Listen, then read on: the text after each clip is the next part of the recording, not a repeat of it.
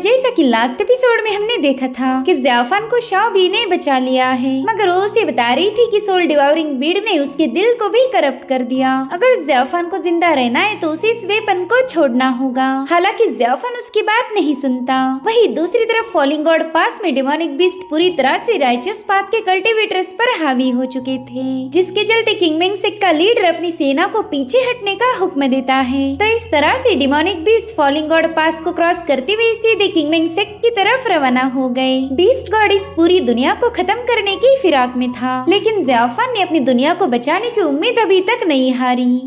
अब आगे तो इस एपिसोड की शुरुआत में हमें किंगमेंग सेक्ट का मेन हॉल दिखाया जाता है, जहां पर शाओ अपने सीनियर्स को ग्रीट करते हुए जंग की पूरी इन्फॉर्मेशन दे रहा था। उन्हें बताता है कि हम डेमोनिक बीस्ट के खिलाफ फॉलिन गॉड पास को हार चुके, हमें वहां से पीछे हटना पड़ा, जिसके चलते डेमोनिक बीस्ट अब सीधे नॉर्थ की तरफ आगे बढ़ चुके हैं। ये सब सुनकर किंगमेंग सेक्ट के लीडर डाओ जुआन थोड़े से परेशान हो गए। उन्हें अच्छे से पता है कि बस कुछ ही दिनों के बाद डेमोनिक बीस्ट उनके किंगमेंग सेक्ट में पहुंच जाएंगे और उस वक्त उनके सेक्ट को कितनी मुश्किलें झेलने पड़ेगी इसका वो अंदाजा भी नहीं लगा सकते। साथ ही शाओ उनसे कहने लगा कि मैं आपको एक और खबर देना चाहता हूँ। दरअसल यांडांग माउंटेन के पास मुझे डीमन किंग फेई के ट्रेसेस मिले हैं। वो डीमन जहाँ जहाँ से गुजरा उसने अपने रास्ते में आने वाली हर एक चीज को डिवावर कर लिया।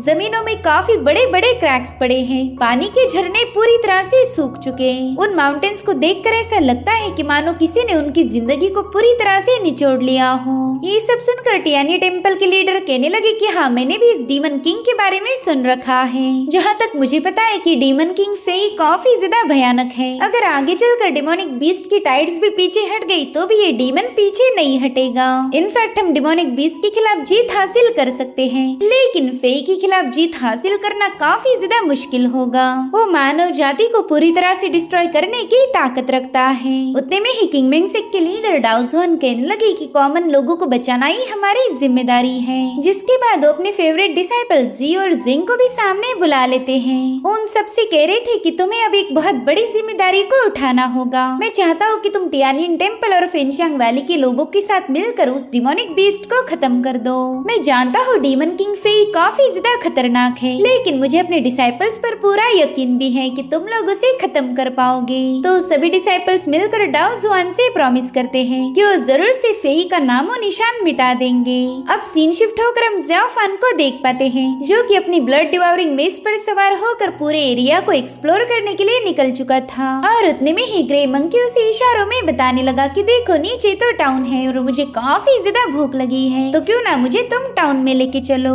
ज़ियाफान सोच रहा था कि चाहे इस दुनिया में आग ही क्यों ना लग जाए, लेकिन इस बंदर की भूख नहीं मिटती। इसलिए वो ग्रे मंकी को लेकर तुरंत ही उस टाउन में उतर गया। यहाँ पर वो देख पाता है कि पूरा टाउन एकदम सुनसान पड़ा है, वहाँ पर इंसानों की कोई हरकत नहीं थी। वहीं दूसरी तरफ एक बंदा अपने वाइन पॉट पर चॉपस्टिक से हिट करता है और उसके ऐसा करते ही वहाँ का एक घर अपने आप कोलैप्स हो गया, जो देखकर तो ज़ियाफान भी थोड़ा सा सस्पिशियस हो गया। इसलिए वो तुरंत ही अपनी ब्लड डिवावरिंग में इसको समन कर लेता है। अब वो बंदा लगातार अपने पॉट पर हिट करने लगा, साथ ही साथ वो एक कविता दोहरा रहा था जो कि ज़ियाफान को भी सुनाई देने लगी। वो कहता है कि पुराने रिश्तों को भूलना बिल्कुल आसान नहीं होता, मुझे पूरा यकीन है कि तुम भी मुझे अभी तक भूले नहीं होंगे। कोई आसानी से तुम्हें भूल जाए फिर वो दोस्ती ही किस काम की। बताओ मेरे हार्ट ब्रोकन दोस्त, क्या आज की रात तुम मेरे साथ 2 जाम पी पाओगे? क्यों ना आज रात हम नशे में धुत होकर हमारे गमों को भूल जाए। मेरे साथ शराब का सौदा करो और एक रात के लिए तुम सुकून की नींद सो पाओगे। इधर ज़ियाफान उस पोएम को सुनते हुए एक होटल के सामने पहुंच चुका था, जो कि अब पूरी तरह से वीरान पड़ी है। मगर वहीं पर हम देख पाते हैं बीस्ट गॉड को, जहाँ पर वो आराम से बैठकर वाइन के मजे ले रहा था। यहाँ पर ज़ियाफान भी थोड़ा सा केयरफुल होकर उस होटल में एंटर करता है। उसे तो पहला कोई खबर नहीं थी कि कौन बंदा उसे शराब पीने के लिए इनवाइट कर रहा। तो ज़ियाफान अपने ब्लड डिवावरिंग मेस को समन करते हुए सीधे उस बंदे की तरफ आगे बढ़ने लगता है। और तभी वो देखता है कि उसका ग्रे मंकी तो काफी ज्यादा एक्साइटेड हो गया। वो बड़ी खुशी के साथ किसी से मिलने पहुंच चुका था। वहीं पर बीस्ट गॉड भी अपनी प्याली को रेस करते हुए ज़ियाफान से कहने लगा कि मुझे तो कभी लगा ही नहीं था कि हम दोनों की दोबारा कभी मुलाकात होगी। अगर किस्मत से हमारी मुलाकात हो ही गई है हैं तो क्यों ना 2 जाम साथ में पिए जाए। तो ज़ियाफान तुरंत ही उस चेम्बर में एंटर करता है। उसने देखा कि बीस्ट गॉड का बीस्ट टावी और उसका ग्रे मंकी साथ में खेल रहे हैं। कुछ एपिसोड पहले ही हमने देखा था कि ग्रे मंकी को ये बीस्ट काफी ज्यादा पसंद आया। पहले तो खाने को लेकर इनमें लड़ाई हुई थी और फिर काफी अच्छी दोस्ती हो गई। ज़ियाफान भी बीस्ट गॉड को वहाँ पर देखकर काफी ज्यादा सरप्राइज था। उसे कभी लगा ही नहीं था कि उन दोनों की दोबारा से मुलाकात होगी। अब सीन शिफ्ट होकर हम सोड डीमन, एल्डर जाओ और जियांजू को देख पाते हैं। ये लोग भी उसी टाउन में आ गए थे जहाँ पर ज़ियाफान और बीस्ट गॉड है। यहाँ पर ये लोग एक मेमोरियल हॉल में पहुँच चुके थे जहाँ पर मरे हुए लोगों की टैबलेट्स रखी है। जियांजू उनके सामने ग्रीट करते हुए कहने लगी कि फादर देखिए हम आपसे मिलने आ गए। साथ ही साथ उस मेमोरियल टैबलेट के सामने अपनी रिस्पेक्ट पेश करती है और वहीं पर सोड डीमन को उस जगह में कोई गड़बड़ी महसूस होने लगी। तो तुरंत ही जियांजू के पास आकर उसे बताने लगा कि यहाँ पर कुछ तो जरूर है। मुझे ऐसा लगता है कि यहाँ की शैडोज में कोई छुपा हुआ है और अब इस जगह को विजिट करके हमने उसे पूरी तरह से डिस्टर्ब कर दिया। पता नहीं अब हमें किसका मुकाबला करना पड़ेगा। वहीं पर हम देख पाते कि उस जगह पर काफी सारे क्रोज जमा हो रहे हैं। जो देख जियांजू तुरंत इन दोनों से कहते कि हमें यहाँ से भागना पड़ेगा और कोई पीछे मुड़कर नहीं देखेगा। लेकिन जैसे ये लोग वहाँ से भाग निकले वहाँ का डोर अपने आप बंद हो गया। सोड डीमन उसे ओपन तो करता है लेकिन ये लोग दोबारा से उसी हॉल में पहुंच चुके थे। साथ ही साथ वो देखता है कि जियांजू और एल्डर जाओ तो वहाँ पर है ही नहीं। तो सोड डीमन तुरंत ही उन्हें ढूंढने के लिए निकल पड़ा। लेकिन वो जगह एक भूल भुलैया जैसी बन चुकी थी जहाँ से बाहर निकलने का उनको रास्ता ही नहीं मिलता। इधर हम एल्डर जाओ और जियांजू को देख पाते जिन्हें की क्रोज ने चारों ओर से घेर लिया था। वहीं पर एल्डर जाओ जियांजू को बता रहे थे कि इन क्रोज से बच के रहना। ये कोई नॉर्मल क्रोज नहीं बल्कि ईवल है। अगर इन्होंने तुम्हें बाइट किया तो तुम पूरी तरह से इनके वश में चली जाओगी। वहीं पर सोड डीमन एल्डर जाओ से मदद मांगने लगा। वो कह रहा था कि प्लीज यहाँ आकर मुझे बचा लीजिए। तो मास्टर से कहते कि पता नहीं तुम बेवकूफ अभी तक अंदर क्या कर रहे हो, जल्दी से बाहर आ जाओ। जिस पर सोड डीमन तो काफी ज्यादा भड़क गया। वो इरिटेट होकर कहने लगा कि अगर मैं वाकई बाहर आ पाता तो भला तुम्हें आवाज क्यों लगाता। मैंने कई दफे बाहर जाने की कोशिश की लेकिन मैं दोबारा से यहीं पर पहुंच जाता हूँ। अभी सुनते एल्डर जाओ समझ गए थे कि ये तो एक घोस्ट वॉल टेक्निक है। अब यहाँ पर मास्टर अपनी स्टिक को जमीन पर हिट करते हुए एक बहुत ही पावरफुल शील्ड को क्रिएट कर लेते हैं। वो जियांजू से कह रही थी कि तुम जाकर सोड डीमन की मदद करो और तब तक मैं इन क्रोज को रोक के रखता हूँ। साथ ही साथ यहाँ पर उन्होंने 2 अर्थ स्केपिंग टैलिस्मान भी निकाल लिए थे। वो जियांजू को बताती है कि बस इन्हीं टैलिस्मान का यूज करके हम इस जगह से निकल सकते हैं। इस टैलिस्मान को एक्टिवेट करने के बाद तुम्हें और सोड डीमन को एक साथ ही इसे होल्ड करना होगा। फिर ये टैलिस्मान तुम्हें एक महफूज जगह पर पहुँचा देगा। तो जियांजू तुरंत ही उसमें से एक टैलिस्मान लेकर सीधे सोड डीमन की मदद करने के लिए रवाना हो गई। वहीं पर एल्डर जाओ को पता था कि वो ज्यादा देर तक इस शील्ड को होल्ड नहीं कर पाएंगे और अब तो उनकी शील्ड पर भी क्रैक्स पड़ने लगे थे। इधर जियांजू सोड डीमन की तरफ टैलिस्मान आगे बढ़ाते हुए उससे कहने लगी कि प्लीज इसे होल्ड कर लो, ये टैलिस्मान हमें किसी और जगह पर टेलीपोर्ट करेगा। तो सोड डीमन भी तुरंत ही अपना हाथ आगे बढ़ाते हुए इस टैलिस्मान को टच करने लगा। लेकिन तब तक वहाँ पर काफी सारे क्रोज आ चुके थे। इधर मास्टर को लग रहा था कि अब इन दोनों ने उस टैलिस्मान को होल्ड किया होगा। तो उन्होंने फटाफट से एक स्पेल की मदद से दोनों टैलिस्मान को एक्टिवेट कर दिया, जिसके चलते वो एक सेफ जगह पर टेलीपोर्ट हो गए थे। और चैन की सांस लेते हुए कह रहे थे कि बाप रे आज तो हम बाल बाल बच गए, नहीं तो पता नहीं कौन सी मुसीबत का सामना करना पड़ता। लेकिन तभी उन्होंने देखा कि वहाँ पर जियांजू और सोड डीमन नहीं बल्कि वो टैलिस्मान लेकर एक कौवा उनके साथ टेलीपोर्ट हो गया था। मास्टर इरिटेट होकर कहने लगे कि ओ नो, मैंने तुम्हें थोड़ी ना बुलाया था, पता नहीं तुम यहाँ पर क्यों आ गए। अब सीन शिफ्ट होकर हम शाओ को देख पाते जो कि ज़ियाफान के पुराने मास्टर वांग टियान से मिलने आए थे। मास्टर टियान उससे पूछते कि बताओ शाओ यहाँ पर तुम्हारा आना कैसे हुआ। तो शाओ जवाब देता है कि दरअसल सेक्ट लीडर डाओ जुआन ने मुझे यहाँ भेजा था। वो आपसे डाजो पिक पर मौजूद हेवनली मिस्ट्री सील के बारे में जानना चाहते हैं। अब ये सुनकर मास्टर टियान भी थोड़े से हैरान हो गए। वो कहते हैं कि जहाँ तक मुझे पता है हेवन मिस्ट्री सील पूरी तरह से इंटैक्ट होगा, लेकिन हमने बाकी के 5 पिक से भी इसके बारे में पूछना चाहिए। तो शाओ ने बताने लगा कि दरअसल डाओ जुआन आपकी काफी ज्यादा रिस्पेक्ट करते हैं। वो अच्छे से जानते हैं कि अगर हेवनली मिस्ट्री सील को कुछ हो गया तो आप उसे हैंडल कर लोगे। और रही बात बाकी के 5 पिक्स की, तो आपसे मुलाकात होने के बाद मैं उनसे भी मिलने जाने वाला हूँ। यहाँ पर मास्टर टियान कह रहे थे कि हेवनली मिस्ट्री सील हमारे लिए काफी ज्यादा इम्पोर्टेंट है। साथ ही साथ मैं ये भी जानता हूँ कि डिमोनिक बीस्ट के साथ हमारी ये बैटल काफी ज्यादा खतरनाक होगी। इनफैक्ट सभी लिविंग बींग्स का भविष्य इस बैटल पर निर्भर करेगा। तो अगर ब्रदर डाओ जुआन इस बैटल को जीतने के लिए अपना पूरा दम लगाना चाहते हैं तो मैं उनके खिलाफ नहीं जाऊंगा, लेकिन मैं चाहता हूँ कि तुम मेरा एक मैसेज सेक्ट लीडर डाओ जुआन तक पहुँचा देना। उन्हें बताओ कि हमारे किंगमिंग सेक्ट में टोटल 7 पिक्स है। 7 पिक्स के मास्टर मिलकर उस हेवनली मिस्ट्री सील को प्रोटेक्ट करते आए। उस सील ने 10,000 सालों से हमारे सेक्ट को प्रोटेक्ट किया। चाहे कोई इवल एनर्जी कितनी ही ज्यादा भयानक क्यों ना हो, हेवनली मिस्ट्री सील उसे आसानी से सप्रेस कर सकता है। लेकिन अगर वो एक बार रिमूव हो गया तो फिर हमारा सेक्ट खतरे में पड़ जाएगा। वो इवल पावर जो 10,000 सालों से सप्रेस थी वो अचानक से अनलीश हो जाएगी। फिर तो सेक्ट लीडर डाओ जुआन की एंशिएंट ज़ुशियान सोर्ड भी उसे रोक नहीं सकती। इतना ही नहीं, अगर डाओ जुआन ने उस सोर्ड का यूज करते हुए इवल का सामना किया तो उनके कल्टीवेशन की फाउंडेशन पूरी तरह से डैमेज हो जाएगी, या फिर ऐसा भी हो सकता है कि वो पूरी तरह से किसी इवल के पोजीशन में चले जाएं।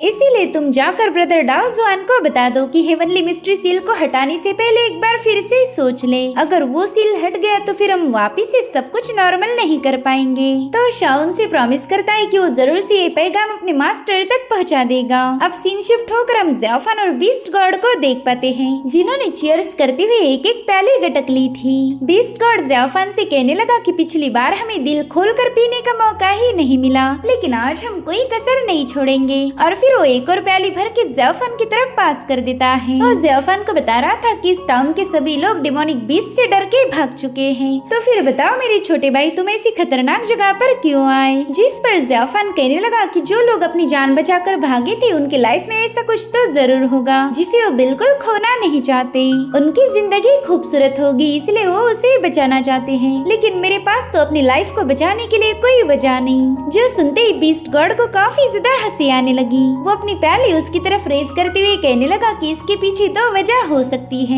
पहली तो ये कि तुम मरना चाहते हो और दूसरी ये कि तुम्हें मौत से डर नहीं लगता। तो ज़ेफान वाइन का एक मटका उसकी तरफ पास करते हुए पूछने लगा कि तुम बताओ तुम यहाँ पर क्यों आए, क्या तुम्हें मौत से डर नहीं लगता? जिस पर बीस्ट गॉड कहता है कि ना, मैं तो बस यहाँ से गुजर रहा था तो मैंने सोचा क्यों ना यहाँ पर थोड़ी सी वाइन पी जाए। मैं तो यहाँ पर बस सुकून की 2 पलों की तलाश में आया था। जिस पर ज़ेफान कहने लगा कि अगर मैं ये बताऊँ कि मेरे मंकी को भूख लगी थी और उसी के लिए मैं यहाँ आया तो क्या तुम मुझ पर यकीन कर लोगे? तो बीस्ट गॉड उससे कहता है मेरे छोटे भाई, भला मैं तुम्हारी बातों पर यकीन क्यों नहीं करूँगा? जहाँ तक मैं जानता हूँ मुझसे झूठ बोलने की तुम्हारे पास कोई वजह नहीं। खैर हमारी लाइफ तो पहले ही काफी ज्यादा तनहा हो चुकी। अगर ऐसे में किसी सुनसान विलेज में तुम्हारे जैसा ही कोई दिल टूटा हुआ बंदा वाइन पीने के लिए मिल जाए तो क्या ही कहने। वहीं पर हम देख पाते हैं कि ग्रे मंकी अपना खाना उस टावी बीस्ट को दे रहा था। इससे हमें पता चलता कि ग्रे मंकी उस बीस्ट को कितना ज्यादा पसंद करता है। वहीं पर बीस्ट गॉड भी ज़ेफान से मिलकर काफी ज्यादा खुश था। वो खुशी से झूमते हुए कहने लगा कि भाई आज तो हम 100 प्यालियां जरूर पियेंगे, और हाँ जब तक तुम्हारी 100 प्याली ना हो तुम पीछे नहीं हट सकते।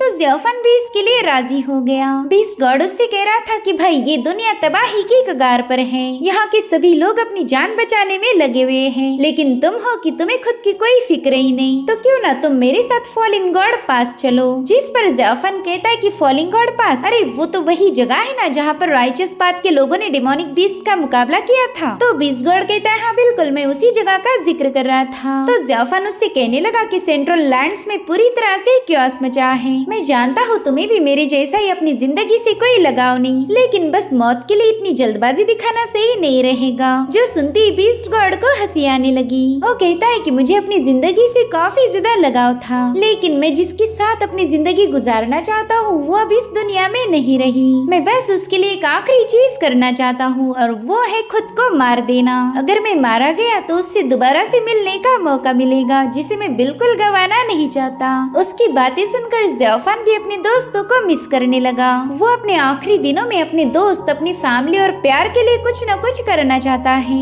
यहाँ पर ज़ेफान को फील हो रहा था कि शायद उसने खुद को मारने से पहले उन्हें बचाना चाहिए। अगर वो इस कैटास्ट्रॉफी को रोक ले तो उसके अपने लोग महफूज हो जाएंगे, फिर ज़ेफान को मरने का भी कोई गम नहीं होगा। जिसके बाद वो बीस्ट गॉड से कहता है कि चलो यहाँ की वाइन भी खत्म हो गई, अब पता नहीं हमारी मुलाकात कब होगी, तब तक के लिए मुझे इजाजत दीजिए। अब ज़ेफान के वहाँ से जाने के बाद बीस्ट गॉड कह रहा था कि छोटे भाई जब अगली बार हमारी मुलाकात होगी तब शायद तुम मुझे दोस्त ना समझकर दुश्मन समझो। हम कभी भी एक साथ बैठकर वाइन के मजे नहीं ले पाएंगे। दरअसल यहाँ पर ज़ेफान को कोई आइडिया नहीं था कि जिस बंदे के साथ वो अपना गम बांट रहा है वो कोई मामूली सा कल्टीवेटर ना होकर इस कैटास्ट्रॉफी की वजह है। उसका यही हार्ट ब्रोकन फ्रेंड इस दुनिया के अंत का कारण बनेगा। आप सीन शिफ्ट होकर हम एल्डर जाओ को देख पाते हैं, जिन्हें उस जगह पर किसी के होने का एहसास हुआ था। और तभी एक दरवाजा उनके सामने अचानक से ओपन हो गया, जो देख एल्डर जाओ कहने लगे कि मेरे ख्याल से आप घोस्ट पाथ के कोई पावरफुल कल्टीवेटर हो। पता नहीं आपके जैसा पावरफुल बंदा मेरे जैसे मामूली फॉर्चून टेलर से मिलना क्यों चाहता है। और फिर मास्टर ने देखा कि वहाँ पर कोई पर्सन नहीं, बस उसकी एक परछाई थी। वो शैडोज से कहती है कि मुझे बार बार किसी को इन्वाइट करना बिल्कुल अच्छा नहीं लगता। अब मैंने तुम्हारे लिए डोर ओपन किया है तो क्यों ना तुम मुझे ज्वाइन करो। जो सुनकर एल्डर जाओ को उसके पास जाना पड़ा। वो बंदा उन्हें बता रहा था कि देखो मैंने तुम्हारे लिए बहुत ही खुशबूदार चाय बनाई है, प्लीज इसे पीकर मुझे बताओ कि आपको ये कैसे लगी। यहाँ पर एल्डर जाओ काफी ज्यादा पैनिक हो चुके थे। साथ ही साथ वो बंदा उनसे पूछता है कि मैं घोस्ट पाथ से बिलोंग करता हूँ, ये बात आपको कैसे पता चली। जिस पर एल्डर जाओ बताने लगे कि इस टाउन का कोई भी शख्स जिंदा नहीं है, तो मरने के बाद उनकी बॉडी से काफी स्ट्रॉन्ग इन एनर्जी रिलीज हो रही थी। तो तुम अपनी नेदर फायर का यूज करते उस एनर्जी को एब्जॉर्ब करना चाहते हो। इस इन पावर की वजह से तुम्हारी सारी खोई हुई पावर वापस आ जाएगी। और इसी वजह से मैंने अंदाजा लगा लिया कि तुम घोस्ट पाथ से बिलोंग करते हो। यहाँ पर घोस्ट पाथ की बहुत ही प्रोफाउंड मिस्टिकल आर्ट का यूज किया गया है, और ऐसी आर्ट्स को बस वही यूज कर सकते हैं जो कि घोस्ट पाथ के हजारों सालों पुराने फॉलोअर्स हो। मैं जानता हूँ कि आपने यहाँ पर खुद को काफी अच्छे से कंसील किया था, लेकिन मैं माफी चाहता हूँ कि मैंने आपको पहचान लिया। इधर वो बंदा अपनी इन पावर से भरी हुई चाय को पीने के बाद वहाँ के 2 कॉफिन्स को ओपन करता है, जिसमें सोड डीमन और जियांजू को कैद करके रखा था। वहीं पर सोड डीमन बता रहा था कि पता नहीं हमारे साथ क्या हो गया, मेरे तो सिर में काफी ज्यादा दर्द हो रहा है। तो एल्डर जाओ फटाफट से अपनी स्टिक उठाकर उस बंदे से कहने लगे कि आपका बहुत बहुत शुक्रिया कि आपने मेरे जूनियर्स को मेरे हवाले कर दिया। अब प्लीज हम लोगों को यहाँ से जाने की इजाजत दीजिए। जिसके बाद तुरंत ही जियांजू का हाथ पकड़कर दरवाजे की तरफ जाने लगे। वहीं पर सोड डीमन देखता है कि यहाँ पर तो कोई है ही नहीं, फिर ये बुड्ढा किससे बात कर रहा होगा। और तभी वहाँ के सारे डोर 1 बाय 1 अपने आप बंद होने लगे। तब तक ज़ियाफान भी उसी घर के पास पहुँच जाता है, और यहाँ पर ज़ियाफान को काफी स्ट्रॉन्ग इन पावर नजर आई। वो कह रहा था कि ये तो मरे हुए लोगों की बॉडी की एनर्जी है, मगर इसने तो कब का ही वैनिश हो जाना चाहिए था। इधर मास्टर ने जैसे तैसे वो डोर ब्रेक करके वो लोग बाहर आ गए, मगर वो देखते ही कि वहाँ का तो हर एक दरवाजा बंद है। साथ ही साथ उन्हें उस ईवल बंदे की आवाज आने लगी, जो कि कह रहा था कि तुमने यहाँ आकर बेवजह मुझे डिस्टर्ब किया, अब तो मैं तुम तीनों को खत्म करूंगा। और फिर अचानक से वहाँ पड़े कॉफिन से कई सारे मरे हुए लोग बाहर आने लगे। सो डीमन उन मरे हुए लोगों को दोबारा से मारने की कोशिश करता है, मगर उन पर उसके अटैक का कोई असर नहीं हो रहा था। तो एल्डर जाओ ने तुरंत ही अपने एक टैलिस्मान का यूज करते उस बंदे को रोक लिया। साथ ही साथ उन्होंने वहाँ पर कई सारे टैलिस्मान भी समन कर लिए थे। वो सोड डीमन को बताते हैं कि ये सभी लोग मरने के बाद इस बंदे ने रिफाइन किए हैं, जिसके चलते वो इन्हें एज अ पपेट यूज कर पाएगा। और फिर एल्डर जाओ ने अपने सभी टैलिस्मान उन पपेट्स के माथे पर चिपका दिए, जिसके चलते वो सभी पपेट्स एक ही जगह पर फ्रीज हो गए। अब ये लोग वहाँ से निकलने वाले थे कि तभी उन्हें दोबारा से उस ईवल घोस्ट की आवाज आने लगी। वो कह रहा था मास्टर आप काफी ज्यादा टैलेंटेड हो, लेकिन अफसोस मैं आपको जिंदा नहीं छोड़ सकता। साथ ही साथ उन मरे हुए लोगों की सारी पावर को एब्जॉर्ब करते हुए वहाँ पर बहुत ही खतरनाक स्कल को समन कर चुका। वो ईवल स्कल इन लोगों पर अपनी पावरफुल एनर्जी रिलीज कर रहा था, जिसे ज़ियाफान भी काफी दूर से देख लेता है। अब तो पूरी तरह से श्योर था कि यहाँ पर जरूर से कोई ईवल पर्सन होगा। इधर मास्टर ने उस स्कल के अटैक से खुद को बचाने के लिए वहाँ पर एक पावरफुल शील्ड क्रिएट कर ली थी। वो जानते थे कि इस बंदे ने घोस्ट वेलिंग स्ट्राइक का यूज किया है, जो कि थोड़ी देर में इनकी शील्ड को चीर के रख देगी। साथ ही साथ वो देख पाते हैं कि उनकी शील्ड को ब्रेक करने के लिए उस ईवल बंदे ने उन पर कई सारे कॉफिन से अटैक कर दिया था, जिसके चलते ये तीनों लोग घायल होकर साइड में गिर गए। और फिर अचानक से हजारों कॉफिन्स उनके आसपास रिवॉल्व होने लगी। साथ ही साथ कई सारे कॉफिन्स ऊपर से अटैक करने के लिए आगे बढ़ चुकी थी। सो डीमन तो चाहकर भी इस अटैक को काउंटर नहीं कर सकता। वहीं पर जियांजू एल्डर जाओ को संभालने में लगी हुई थी, और उतने में वहाँ पर एक रेड एनर्जी रिलीज होते हुए उन सारे कॉफिन्स को साइड में हटा देती है। दरअसल ज़ियाफान वहाँ पर आ चुका था। ज़ियाफान एल्डर जाओ से कह रहा था कि पता नहीं आप मरने का नाटक क्यों कर रहे हो, अगर अगर ऐसी नौटंकी करते रहोगे तो रियल में मारे जाओगे। जो सुनते ही एल्डर जाओ ने अपनी आंखें खोल ली। वो कह रही थी, बच्चे मैं तुम्हारे काइंडनेस के लिए तुम्हारा शुक्रिया अदा नहीं करूँगा, क्योंकि तुम्हें ऑलरेडी पता है कि मैं तुम्हारी इस मदद के लिए कितना ज्यादा ग्रेटफुल हूँ। वैसे मुझे एक बात समझ नहीं आ रही कि तुम बियाओ को गार्ड करने की बजाय यहाँ पर क्यों आ गए। जिस पर ज़ाफन कहता है कि हाँ मुझे भी आपकी एक बात समझ नहीं आ रही, आप अपने उस भयानक टेम्पल को छोड़कर इधर उधर क्यों भटक रहे। और अब देखते ही देखते वहाँ पर कॉफिन्स का एक बहुत बड़ा टोर्नेडो क्रिएट हो गया था। साथ ही साथ ज़ाफन को उस ईवल घोस्ट की आवाज आने लगी। वो ज़ाफन से कह रहा था कि हम दोनों भी डेमोनिक सेक्ट के मेंबर्स हैं, इसीलिए मेरा तुम्हें खत्म करने का कोई इरादा नहीं, लेकिन मैं इन तीनों को जिंदा नहीं छोड़ूंगा। जिस पर ज़ाफन कहने लगा कि तुमने बहुत ही powerful in gathering spirit breaking formation setup किया है, और वो भी सिर्फ इन 3 कमजोर लोगों को मारने के लिए। पता नहीं तुम 3 चूहों को मारने के लिए एक माउंटेन का यूज क्यों कर रहे हो। खैर अब मैं यहाँ आ ही गया हूँ तो इन लोगों को जरूर बचाऊंगा।